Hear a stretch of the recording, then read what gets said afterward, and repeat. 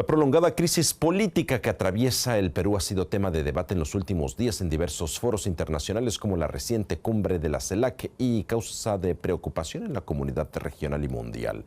Lo que muchos se preguntan es ¿qué pasa con el Perú?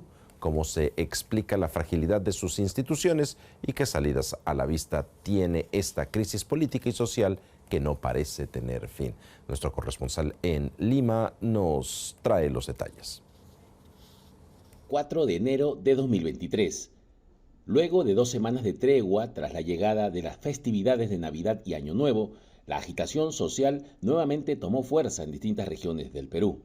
Una ola de protestas sacudió sobre todo las regiones andinas del sur del país y ciudades como Puno, Juliaca, Cusco o Arequipa fueron escenario de manifestaciones violentas y en muchos casos actos de vandalismo. Ante esta situación, la Policía Nacional respondió, aunque con la indicación clara de parte de la presidenta Boluarte de no hacer uso excesivo de la fuerza. En los días siguientes, las protestas se extendieron con más violencia en otras ciudades del país sudamericano. Ante esta situación, algunos analistas señalan que, a diferencia de otras manifestaciones con reivindicaciones sociales, las recientes marchas responden a una agenda eminentemente política. Estamos viviendo en Perú es un conflicto diferente a los conflictos sociales que tuvo el Perú por más de 20 años.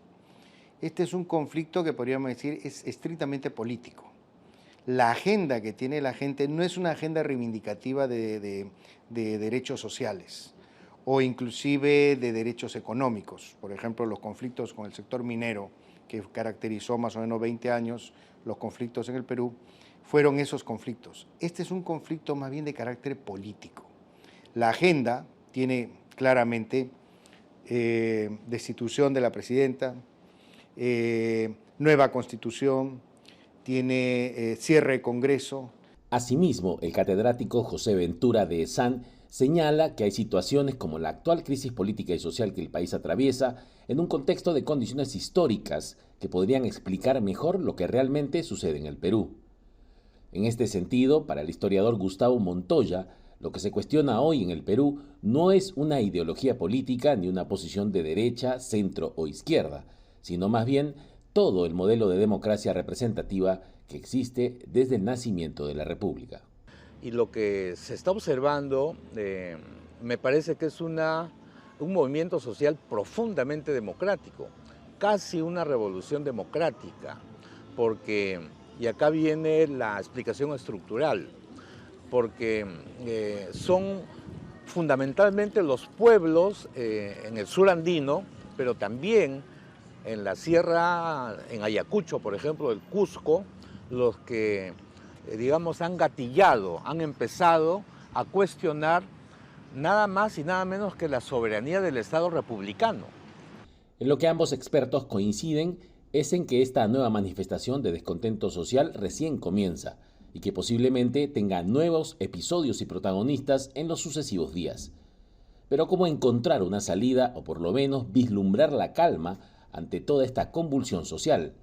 Según José Ventura, pese a que no existe voluntad de diálogo, se puede encontrar puntos de comunicación a través de una posición intermedia. Sí, porque las dos posiciones están totalmente cerradas, no hay manera, entonces hay que crear una posición intermedia. Esta idea de los intelectuales, por ejemplo, o académicos, que en algún momento tenemos que dejar de ser tan académicos y comenzar a ser más activos en el diálogo, para, bajo una perspectiva empática, entender lo que está diciendo un lado y entender lo que dice el otro lado. Ambos tienen razón, ambos tienen razón. El tema es cómo llegamos a ciertos consensos. En ese sentido, por ejemplo, algunas opiniones, yo creo que la clase política ya no logra ese diálogo. Creo que podría entrar algunas instituciones que tienen mejor prestigio. Por ejemplo, la Iglesia, que no tiene el mejor prestigio de todos, pero tiene más prestigio que muchas instituciones. Por ejemplo, la Defensoría del Pueblo, ¿ya? Y algo que es muy interesante y que no hemos aprovechado, el liderazgo de los gobiernos regionales. Para el historiador Gustavo Montoya, una de las razones que explican el hartazgo hacia la clase política y por ende toda posibilidad de diálogo con ella es que el sentido común instalado en los peruanos hace 30 años, principalmente en el sur del país, se ha quebrado.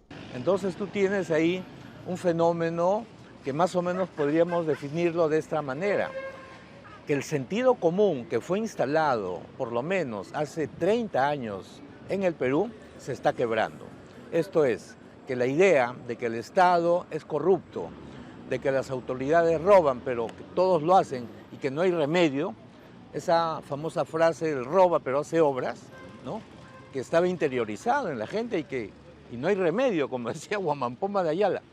Bueno, a mí me parece que ese sentido común está estallando. Pese a la tormenta política y social, la economía peruana continúa siendo estable desde hace casi 3 décadas.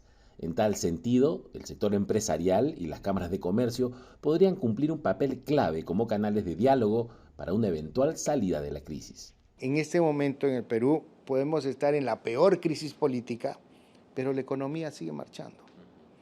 Entonces, ¿eso qué me lleva a pensar? Que el sector empresarial privado puede cumplir un rol importante en todo esto. Que los gremios y el empresariado local, sobre todo, porque los gremios nacionales a veces no tienen una presencia muy clara y casi siempre tienen ya una posición definida. Pero los gremios locales, por ejemplo, las cámaras de comercio, que es donde se observa la dinámica económica real de las regiones. La presidenta Dina Boluarte pidió hace poco a los protagonistas de las protestas una tregua política para activar los mecanismos que conduzcan a un diálogo. Pero al parecer esta crisis de dimensiones históricas y con actores bastante deslegitimados no parece tener una pronta solución.